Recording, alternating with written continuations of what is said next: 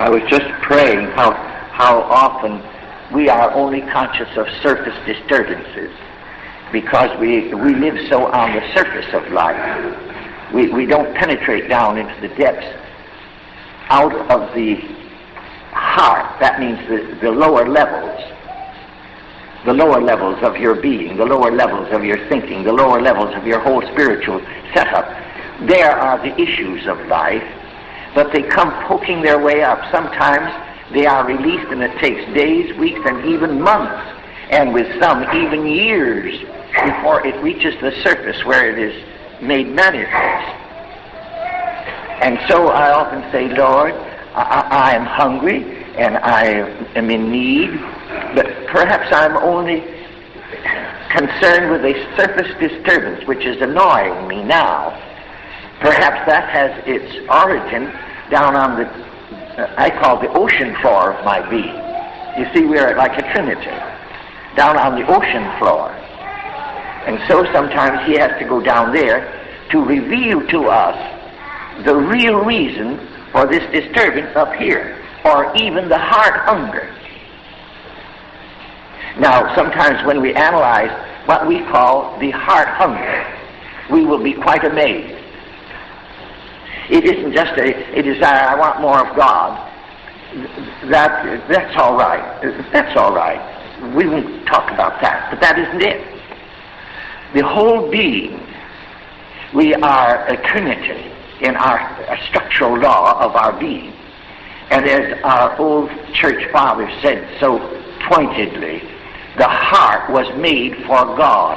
Neither shall it find rest until it rests in Him. Now, he was not just talking about my soul finding salvation. He was not talking about that. That's included. But I am more than a soul. The soul content in me is only one aspect of my being.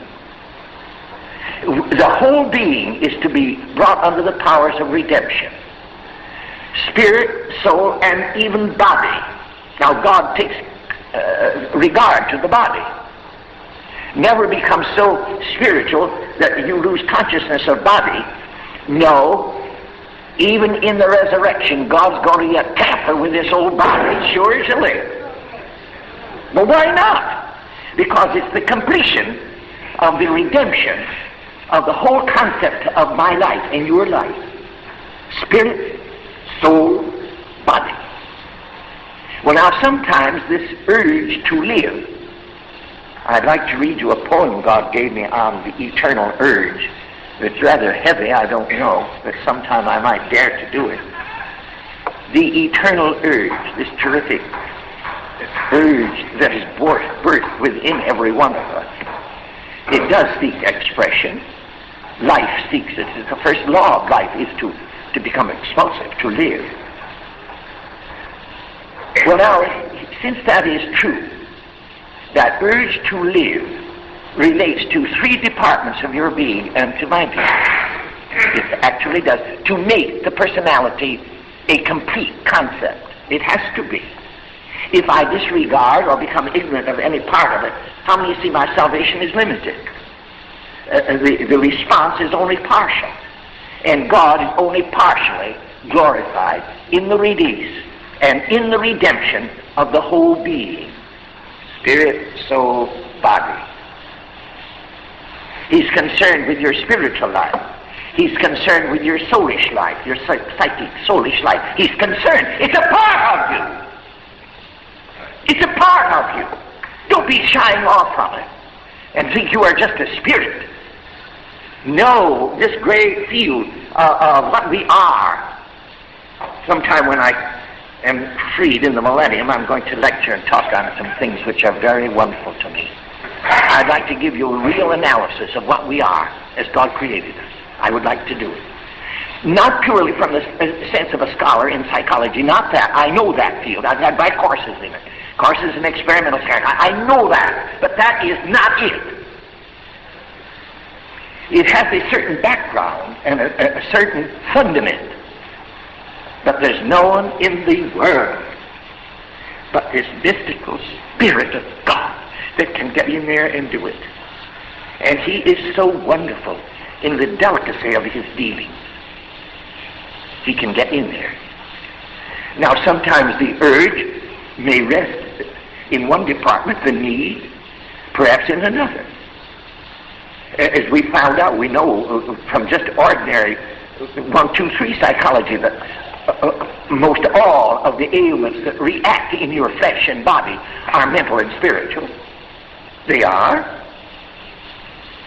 Jesus knew it too, and he dealt up with it. He dealt with it. He's the most gifted psychologist and psychiatrist that has ever lived. Ever lived. And any of you who have allowed him to give you a treatment, you have found it out. But don't ask him unless you mean it. I warn you, don't ask it unless you mean it. He may take you at your word. I've heard people say, "Oh Lord, show me my heart, oh, just as it is." I said, don't pray that, you'll drop dead.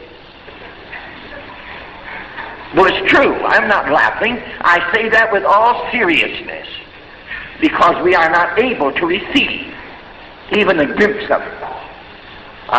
In one of the chapters in my book, I hope that my books will come before the meetings are over, you'll find a chapter there, "Deep calleth unto deep." I want you to read that. I want you to read it quietly with the Lord. Not because it's a bit of truth, but read it quietly with the Lord. Deep calleth unto deep. The two great, profound depths which are discovered. The deep and the chaotic ruin of the human race. That's one of the most profound depths that people would ever want to dig into. What is the other deep? The deep in the heart of God. That deep yearn in the heart of God. That deep pushing of the heart of God down like this to broken humanity. And one deep calls to the other deep continually. God is calling. Broken humanity is calling in 10,000 voices, 10,000 million voices. All creation is calling. This lovely country, clouded with judgment, how many know it's still calling? Why? For its redemption. Redemption isn't just saving my soul and taking it out and putting it in a place they call heaven with golden streets and hand me a harp. Well, I'd say thank you, but put the harp down. Where's the Lord? Well, that's what it will be with me. I don't think a harp will ever intrigue me. If you are frustrated here and you've never had certain longings and urges and desires satisfied here, don't make heaven a projection of those frustrated things liberated in a glorified state. How many get that kind of a heaven, or don't you? Do you get it or don't you? I got shoes, you've got shoes, all got two got shoes. How did he write that? What in the world made a slave write that? When I get to heaven, I'll put on my shoes, I'll walk all over God's heaven. Well, now, what provoked that? Do you know? The slave was conscious of a terrible lack that he saw provided for in his master and the household and all the other people. So he comforted himself because that was denied. That was not forthcoming. There was a frustration here. So what does he say? Well, heaven to me will be what? Lifting this thing up into a new realm where it can be satisfied on the golden street, on the golden slippers, the golden slippers. How many get it or don't you get it? Oh, just about half of the heavens that I ever deal with people are just about on that level. They are. Now, don't say you don't have heaven. I want it all here so I don't get out with that. I misquoted all over the continent, and I know it. Because people don't know what I'm driving at. Now it'll go out, don't you believe in a heaven? Now listen, everybody. I, John Wright Follette, I do believe in a heaven. How many of you got it? Now don't say you don't, or you'll lie. I get very tried in my spirit because of these things. People don't know who I am. They don't know what I'm doing.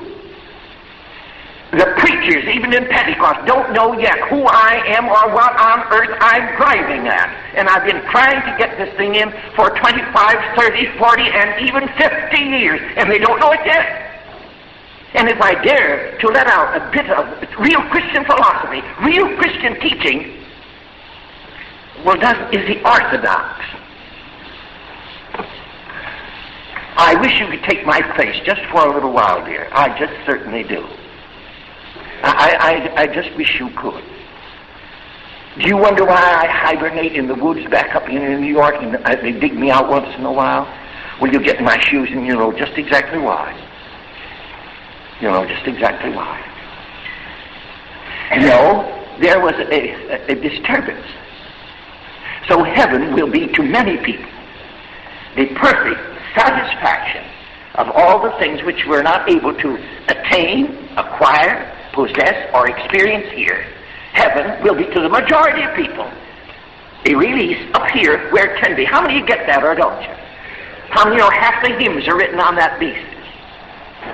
Well, now, I believe in heaven and harps and golden streets and all this business. That's all right. But it never intrigues me at all. 10,000 golden harps, and I could play on 7 at once, and one of them with 1,000 strings, as somebody said. Do you know, that it seems so strange to me. Where is the wonderful Lord in all that? Where is there a deeper understanding of his heart? Where is there a deeper communion? Where is the release? Oh, dear,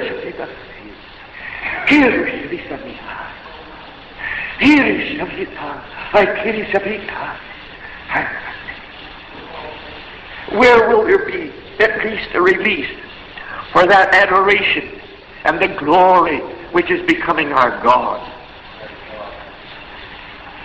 If I could only stand before his high and holy altar to lift my head in the adoration and the praise. Not even praise, I thank you for. No. No, it's the adoration that burst of the Spirit of God, who once more wants to possess instruments through whom that might vibrate back again to the throne of God. That adoration. Oh, what is this?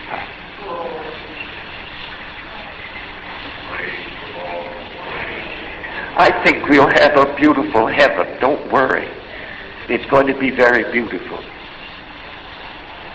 But I want to find there something that God has been seeking all through time.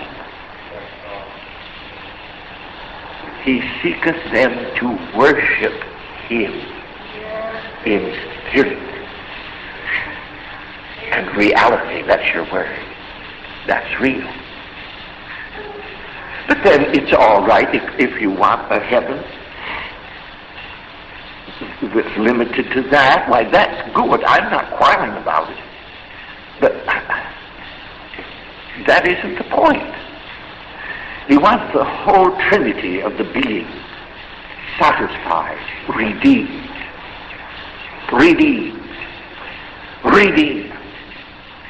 brought back again, that even the body in which we live shall partake of his power. That strange, wonderful power that can transform it. And we shall have a glorified body in which to live and move.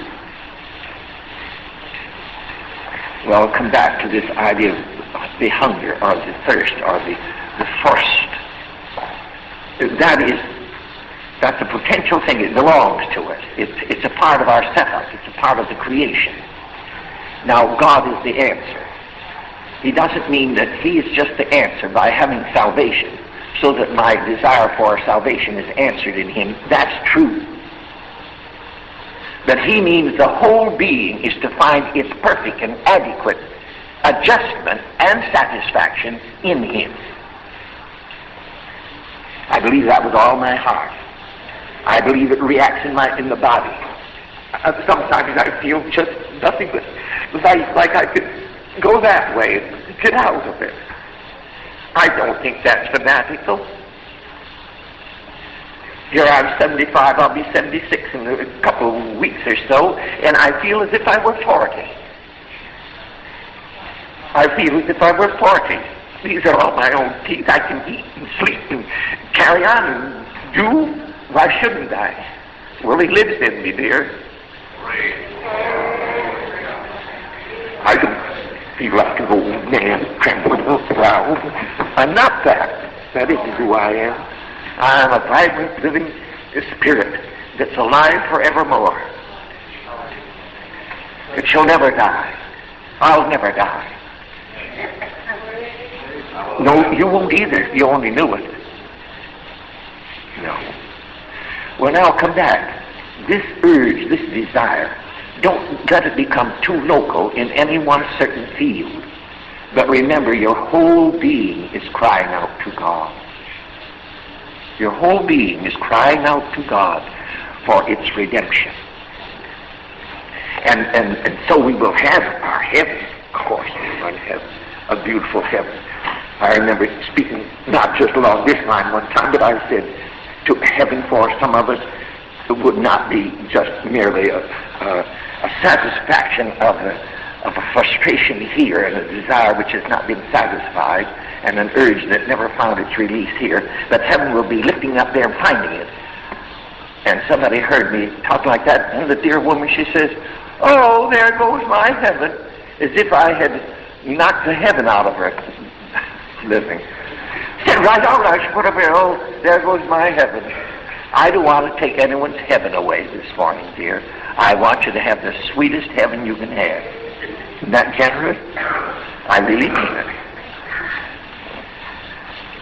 I'm not taking anyone's heaven away. I'm only letting you sense some of the things that God has, and he hopes that we too may have it, to hold it. Now we're going to get at these questions we'll never in the world get through. We had two yesterday. The one, can you remember them? You see, I'm an old school teacher. I'm a graduate teacher, and I used to teach, you see, before God ever got a hold of me. It's in my blood. How many of you can remember some of the points of this? How many of you remember that first one?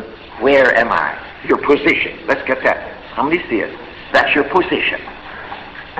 A fallen, broken down creature in need of help. Unmasked, all the leaves of our artificial coverings are stripped away.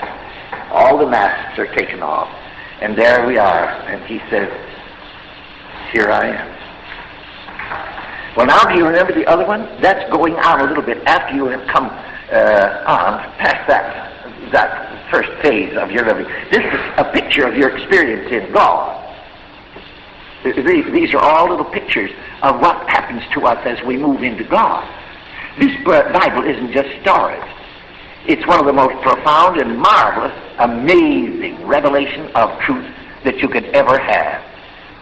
It's all hidden away there in picturesque, dramatic form, but don't become involved with that. Now, afterwards, he said, we found another question. What was it?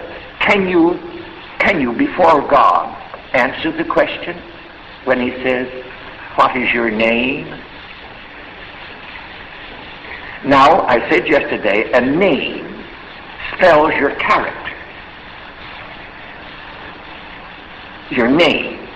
The name always indicated the character of the person. It was given because the person carried certain characteristic marks, which were all summed up by a word which would cover it. Jacob. What is that? Jacob means a deceiver, a crooked one, a liar, a deceptive, subtle one. And so this man, Jacob, could not get through to God, nor can God even get through to him until he can make that confession. Just one word. What is your name? What are you? Now don't bring out your camouflages. Don't do that. That's an old trick. No. Jacob. Fine, he says, that's all. Then you remember how the question provoked an answer. The answer became a confession of a platform upon which the blessing will always fall. Now that's a principle. I found it. Nobody told me about that, but God showed it to me. And I have traced it all the way through my experience. How many know even from salvation to the end, that will be the process? What are you? A sinner. All right. My confession of being a sinner does what? Makes it platform for God to come down with his salvation, but he can't come until we say it. You take that all the way through. It's a little principle that's found in there. In some forms it's rather dramatic and alive, and other times the law of it is still there, if you want to analyze and go into it. Now we will get those two bits of your setup straightened out. Now I want to talk about two other questions which are asked, and both of them are asked when the Lord knows exactly all about it, and yet he goes and asks it. And as we found yesterday, there is a reason why he should do that. Not for his benefit. It isn't to satisfy his ignorance, but it's to do a miracle in every one of us. Now, this next question has to do with provision. We've had position, condition. Now our third is our provision. And in John, you want the story, 6 and 5, we will find it. I'll read it to you, so if you don't want to fuss around with your Bible, I'll read it. I read the same kind of Bible you do. Well, some people don't believe it, so sometimes when I say it's in such a text, they all grab to see if I'm lying or not. I don't know what else it could be. And so I often am disturbed with them doing it, because I have a one-track mind. I believe I have some mind left. Sometimes I wonder if I have. But it's one-track sort of a thing. This popular idea of the gifted person. I've known to sit down at the breakfast table, and he'd be eating breakfast, reading the newspaper, listening to the blare of all the latest news on the radio right over here. His wife is talking to her dearie about the things of the day, and he's trying to solve a problem before he gets to the office. How many see him doing 5 things all at once? Now, he's what I call highly gifted. When I want to sit down to listen to music or anything, I don't want somebody chattering at me all the time. Now, I go into homes. I hope I won't hurt anyone's feelings here. If you do this naughty, bad thing, don't do it anymore.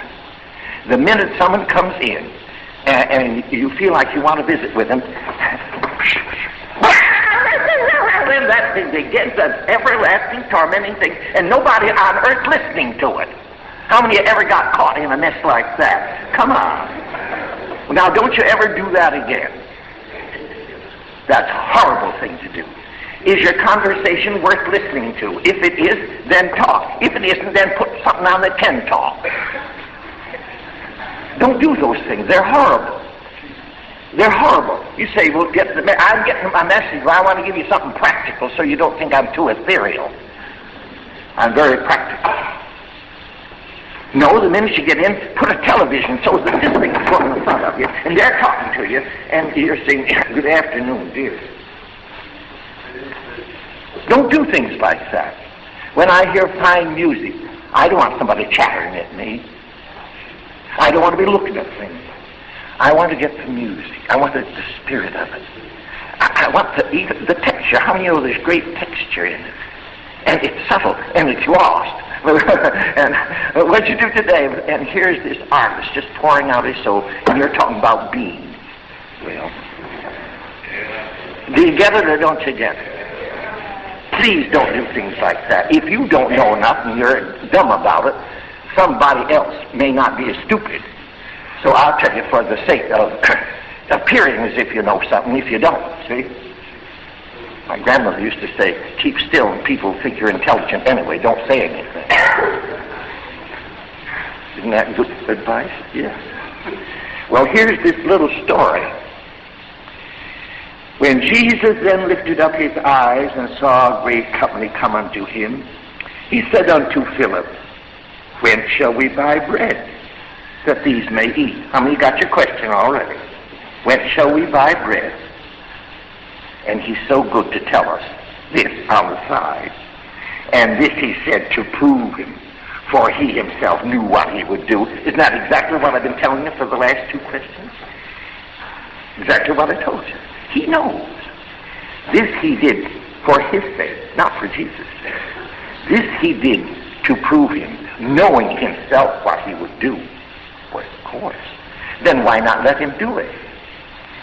No, you can't. You got to fuss around, getting a hold of God and praying and tearing up the. Don't get into that confusion. By the Spirit, penetrate in past that and come into the possession. He has that, but he's going to ask this question, and now listen to his answer. Listen to his answer. It's so very typical. We're going to discover another little principle that's going to run from Genesis to Revelation, right in this little story, a principle. Philip answered him, 200 penny worth of bread is not sufficient for them, that every one of them may take a little. Do you see something or don't you? How do you see he's reverting now to his natural, limited resources right away in the presence of the whole loaf of the bread of heaven is talking to him. Isn't it? Isn't he the great loaf of life? Isn't he the loaf of the bread of heaven? Certainly. And here is the loaf of heaven. All supply for eternity is saying, now what will you do? He can't see eternity. He can't see the eternal supply. He can't see even Jesus in his miracle power. He is too yet centered. How do you get him centered? In what? His own little interpretation of the problem with his limitation. Do you get it or don't you?